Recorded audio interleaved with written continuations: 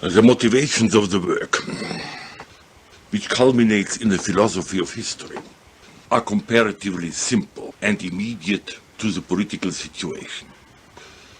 Anybody who lives in the 20th century, as I did with awake consciousness since about the end of the First World War, finds himself hemmed in, if not oppressed from all sides, by a flood of ideological language, meaning thereby language symbols, which pretend to be concepts, but in fact are unanalyzed topoi, or topics.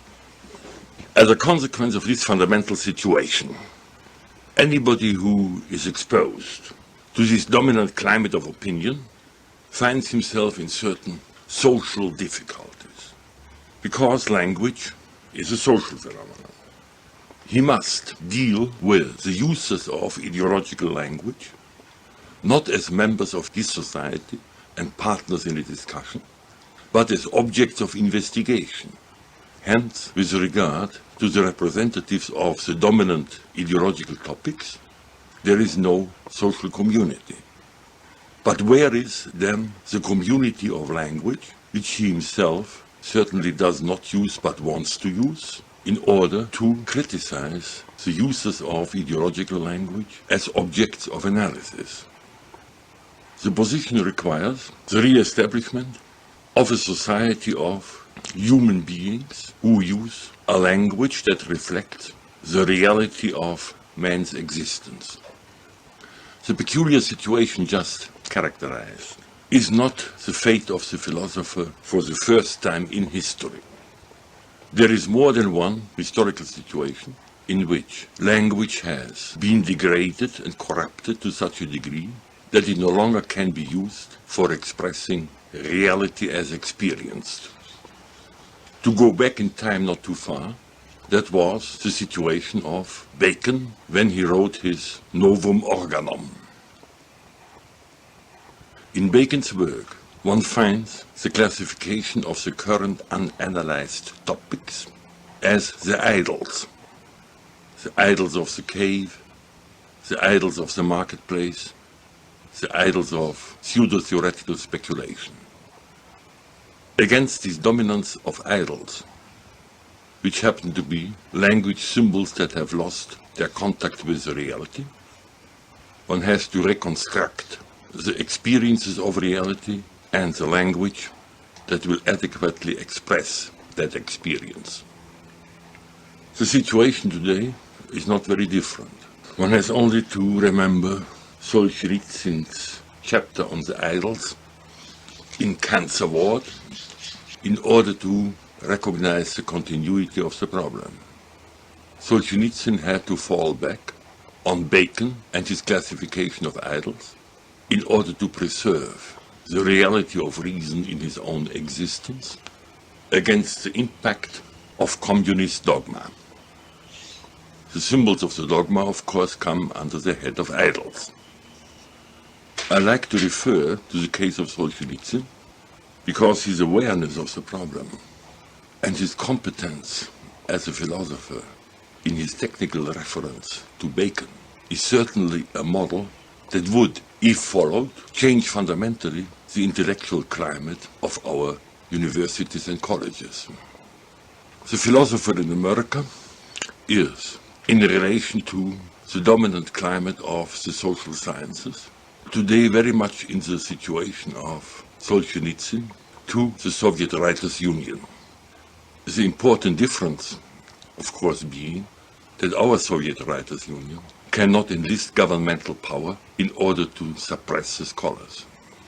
Hence there are always enclaves and reservations in the West in which science can continue and even flourish in spite of the overt intellectual terrorism on the level of the institutions, that is, of the mass media, the universities, the university departments, and the foundations and the commercial publishing houses. Coming back to our Western situation, we have a similar historical crisis of society at the time when Plato started his work. In the conventional interpretation of Plato, it is practically forgotten that all Platonic important concepts appear as dichotomies.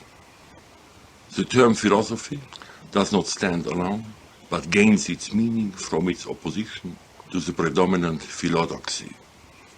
The problems of justice are not developed in the abstract, but in careful opposition to the wrong conception of justice, which have to be classified as injustice, current in the environment.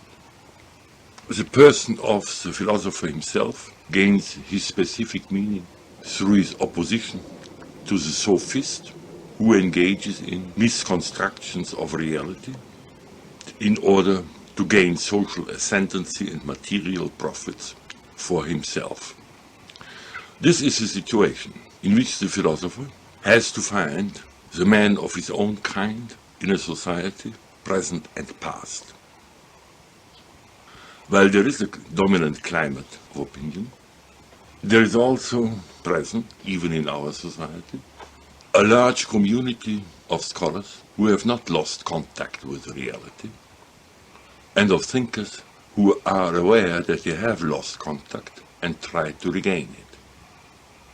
One of the typical phenomena of the 20th century is, on the one hand, a dominant intellectual group from which the spiritually more energetic people break out in order to find the reality that has been lost.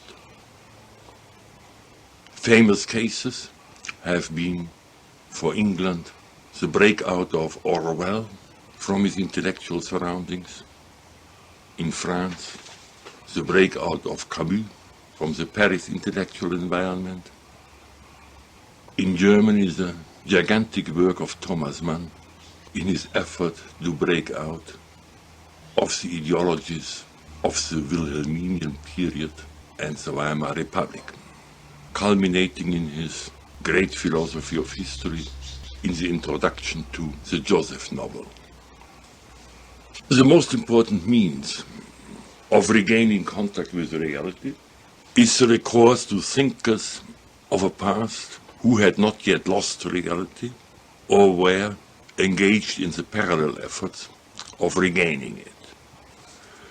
The question where to start will frequently be one of biographical accident.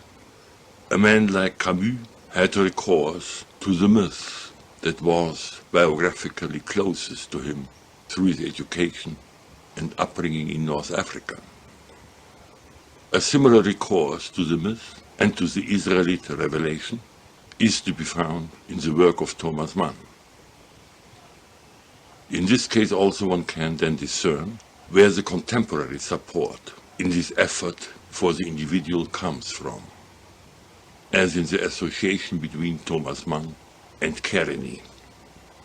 Generally speaking, the reservoirs of reality in our society today are to be found in the sciences which deal with intact experiences and symbolizations of reality, even if they should have been badly damaged by the influence of the ideological climate. Such areas, as far as I am concerned, were classic philosophy and the students of classic philosophy, such as Friedlander or Werner Jaeger or Dodds. Another such area is patristic and scholastic philosophy and its contemporary representatives such as Gilson and Lubac. A third area is the history of the ancient Near East. I've pointed to the enormous influence which I have received from the Chicago Oriental Institute and from the vast expansion of history in this area during the last 30 years. A further area is comparative religion, and I've mentioned the influences I have received through the students of Gnosticism and generally of early comparative religion like Mircea Eliade. More recently, there had to be added the study of early symbolisms extending back to the Paleolithicum. On occasion I have remarked on the odd social phenomenon that our universities are sprinkled with scholars for whom the exploration of Stone Age symbolisms, of Neolithic civilizations, of ancient civilizations, of the classic Chinese, or of Hindu civilization, is the means of regaining a spiritual ground which they do not find in the contemporary dominant institutions of our universities and churches. The social problem just adumbrated is still far too little explored. For its importance, I can testify from my personal experience. As a student, I was surrounded by the intellectual climate of Neo-Kantian methodology. In the circle of the pure theory of law in Vienna, the philosopher was a person who based his methodology on Kant. An historian was a person who read any books written before Kant. Hence, my interest in classic philosophy, which was already marked at that time, was interpreted as historical interest by my colleagues, and an attempt to escape from true philosophy, represented by the Neo-Kantian thinkers. This problem of reconstructing a society which has to include as its members the great thinkers of the past inevitably brings to mind the famous letter of Machiavelli to Veturi, in which he explains to his friend the course of his days in lowly occupations and the dubious rural society of San Casciano. But when the evening comes, he can don festival garb, go to his study, and join the company of the ancients for urbane intercourse and conversation. Recapturing reality, in opposition to its contemporary deformation, requires a considerable amount of work. One has to reconstruct the fundamental categories of existence, experience, consciousness, and the reality. One has at the same time to explore the technique and structure of the deformations which clutter up the daily routine. And one has to develop the concepts by which existential deformation and its symbolic expression can be categorized. This work must be conducted not only in opposition to the deformed ideologies, but also to the deformations of reality in those areas of thought and thinking effort which ought to be the preservers of reality, such as theology. In the concrete effort to find one's way through a maze of corrupt language toward reality and its adequate linguistic expression, certain rules emerge which are not always to the liking of our contemporary intellectuals.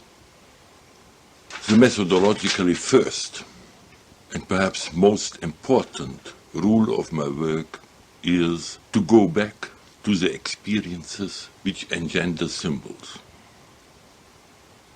No language symbol today can be simply accepted as a bona fide symbol, because the corruption has proceeded so far that everything is suspect.